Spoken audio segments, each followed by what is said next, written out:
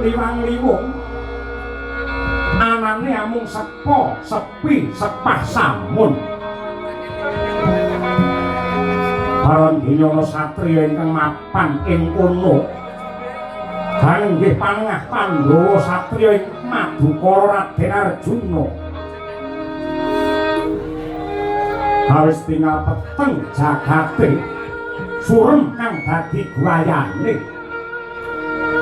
melang-melang jroning penggalih kaya ninggal bayi pinggiring galumbang karana katresnane wis anis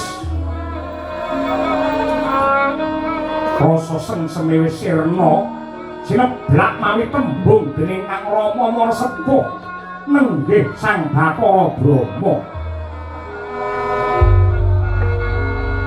panggap ing sasmita nenggih Kyai Semar Badranaya